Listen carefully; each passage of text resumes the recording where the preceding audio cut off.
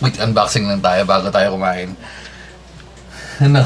Tingnan ko lang kung Ay, silipera na naman dito. Okay, so ito na nga.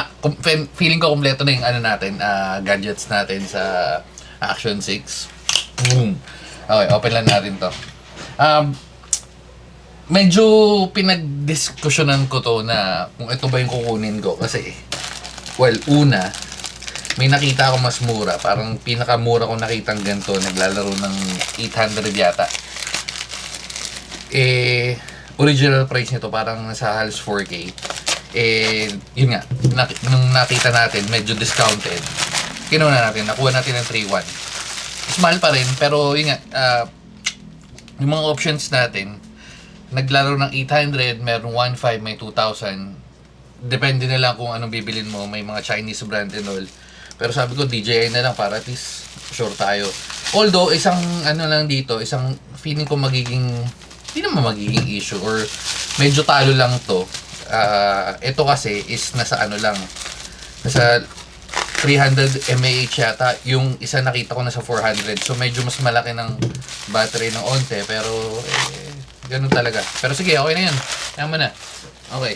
So, testing na natin. Wait lang. Kunin ko pala yung sakto. Kunin ko yung mic. Wait lang. Okay. So, ito na nga. Anong silbi nito? Na alam naman natin na pwede naman tayo mag remote control using na bike. Ito kasi, pwede mo siyang gamit to Hindi ko pa natetesting. Matetesting natin ngayon. Gamit to, pwede mo siyang i-turn on remotely even na naka-idle. Basta may power daw siya. So, tingnan natin kung gagana yung ganun. Kasi, tinesting ko na sa mic. Siguro mga few days ago. Kaya nga sabi ko, sige, kunin na natin to. Ano ba yan? Well, nakapatay, di ba? Although mabilis lang naman mag-turn on to. Alam mo, press mo lang to. Ito, power lang muna, hindi record. Kasi hindi naman tayo mag-ano. Pero yun, bubukas na siya. Tapos, pag nakakonect yung mic, on na natin yung mic. Yan, lalabas na dyan na connected yung mic. Ayun, so, pwede ka na mag-record, di ba? O, yan. Magre-record na siya. Ayan, ganyan. Nakita. Hindi, ewan ko nakita. Pero yan, nagre-record na siya. Ngayon, ang problema dyan, pag na-off mo to, or, palitan lang natin ng time kasi naka 5 minutes yata to. So, babaan natin siguro mga 30 seconds.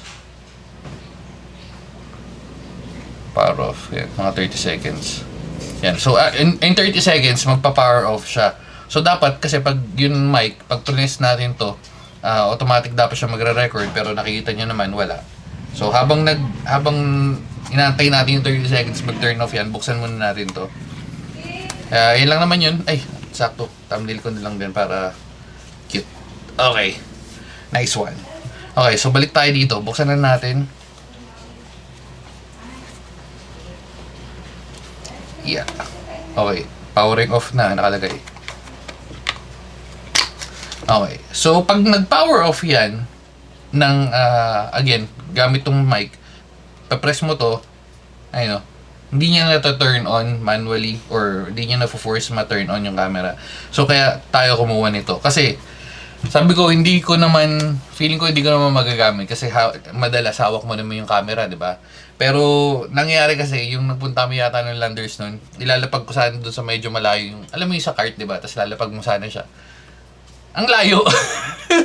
Tapos pipindot-pindot paano pag namatay, di ba? Sabi ko, sige, feeling ko baka kailanganin natin in some cases. So, ito na yung mga senaryo na yun. So, kumuha na tayo. And feeling ko magagamit na naman natin, pero, ayan. So, ito na pala yung laman. Wala nang kahit ano. Ayan.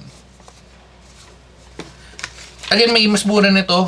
Feeling ko yung medyo mas okay, yung nasa mga 2,000.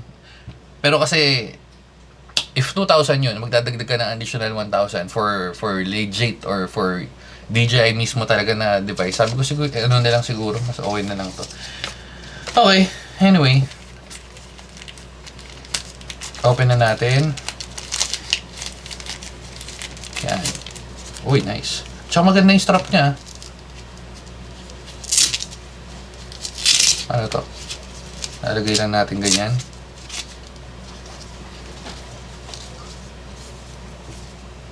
So, pwede ko siyang gawing relos, no? Mamaya na natin gagawing relos yun. Pero yan, may kasama pang isang strap na i-mount mo kung saan man. Yan, pwede ko mount dito para dito lang magpipindot, hindi na ako pipindot ng ganito. Isa pa maganda yon. Okay, so dalawang strap na kasama niya. At meron siyang maliit na screen. Ano to? Tanggalin na natin to.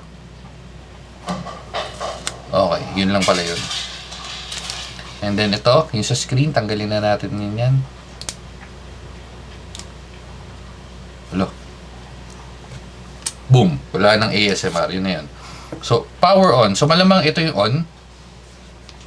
So, welcome back. Tinanay ko saktong-sakto to. Pero feeling ko ano to, lalo na kung magbabasa or magpapawis, baka matanggal. Ewan ko, tingnan na natin sa magagamit natin. Tapos, babalikan ko lang, kaya ayaw mag-turn. Ayaw mag-turn on. Ito pinipindot ko, di ba? Feeling ko kasi ito, yung power button, napansin ko, ito lang, ayun o, nakalagay power. Ito pala yung power. So, titesting na natin ngayon, pero malamang gagana na yan. Okay. So, press and hold. Oh, yun na nga. Okay. So, hinahanap niya na. And, on lang natin to. Punta tayo sa Bluetooth. Uy. Ayun na. Nakita niya agad. Okay. So, accept. Nice. Okay. Nag-update lang. Update to max 2 minutes. O sige, ayan na muna natin mag-update. Balik tayo maya-maya. Tapusin lang natin to. Putol-putol yung video na to. Pero yan, tinatry ko kasi sana rin isabit to dito pero lumabas na natapos na. More or less, 2 minutes yung update. So ano makikita natin after mag-update? Yan, video. Nakalagay yung settings natin which is 4K 50. Okay, ano to? Wait lang. Press to mark highlights. Okay. Bluetooth update. Okay. So, do not show again. So, connected na yan. Makita nyo.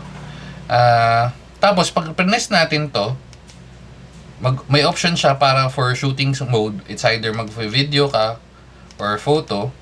So, punta tayo photo. Press lang tayo. Yes. Ito lang medyo mabagal sa sa Action 6. Yung pag-take ng pictures, parang alam mo yung may, may parang may loading lang siya ng... Pero sige, okay lang.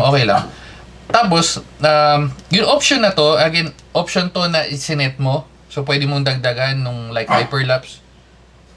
Hyperlapse at Pero yan, photo at saka video. Sa video tayo. And, siguro tatry na, ay ano yun? May nakakonect, ayun o. Ito ba yung mic? Hello, mic. Ay, hindi, ito yung mic. Off natin to. So, nakakonect kasi yun yung mic. Hindi, on sige, on natin. Kasi yun yung pagtatry natin di ba? So, wait lang tayo ng 30 seconds. Di ko sure kung mamamatay, pero sige.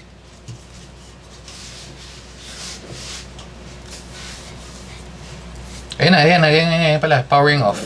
Okay. So, nag-power off siya in 30 seconds. And again, pe-press natin to try mag-record. Boom. Ay, nakikita nyo ayaw. Ayaw mag-record. And, punta tayo dito. Oops. Ito yung pinakasilbi niya talaga nito. Ito yung pinakasilbi niya. Kung hindi siya gumana, GG. Okay. Ano yun? Wake up camera. Press. Boom! Nice one. Okay. So, yung mic pa rin nito is nandito. Feeling ko kailangan mo nakasabit na pa rin dito. Ito lang yung medyo pangit sa sa Action 6 versus sa Pocket 3. Yung Pocket 3 sobrang ganda ng... Well, maganda rin naman yung mic nito pero kasi if ko compare mo lang doon, mas lamang yung Pocket 3. So, off mo yan. Okay, so nakokontrol, nakikita nyo naman. And then ito, again, lang pala yun. Ano nga silbi nito? Ano ba silbi nito? Pairing kasi yan eh. Anyway, so pag press and hold ba natin to, mag-off yung off lang pala to. So walang silbi. So babalik tayo dito. Syempre makakapag-record pa rin tayo dito. Anyway. So yun. If medyo malayo sa'yo at kailangan mo on ulit natin. Kasi ito, based dun sa specs niya, tumatagal siya more or less 4 hours. May mga nakita ko na parang binigyan nga daw ng solusyon. Yan, nakakapag-control ka. Off na lang natin to. Na nakokontrol natin yung camera sa medyo malayo, pero binigyan ka rin ng problema at the same time. Kasi usually pag ganito, pag 4 hours, ewan kung 4 hours, parang 2 hours nga lang yata kailangan rin i-charge. At feeling ko hindi naman kasi ganun kalaki kakain ng battery. Siguro testingin na natin sa mga future use. Pero sige, tingnan na. Ayun, 1 hour. 1 hour 37, 2 hours lang pala. Ayun nakalagay yung battery life niya nandito. Medyo ayun natatayan, nakita niya yan. 1 hour 37 at 79%. So 2 hours pala more or less. Pero feeling ko para sa akin yung 2 hours medyo okay na yun. Again, depende na yun sa magiging use case nyo. Feeling ko hindi ko naman siya laging naka-on at the same. Ewan ko, hindi ko pa masabi. Sa ngayon kasi kakawalan natin, matetesting natin in future. Pero yan. Okay, so ayan, na-testing natin last try before natin i-end yung video. Boom. Ayan, nagre-record. Nakaka-record tayo. Even hindi natin napapress. And feeling ko mas madali ito pindutin, lalo na kung nasa risk mo lang or nasa bag or kung saan mas accessible. Yun nga lang, syempre, pag sanay ka naman na nakaganto yung camera, ipipress mo ganito. Magiging useful talaga to lalo sa pag malayong lugar mo i-record.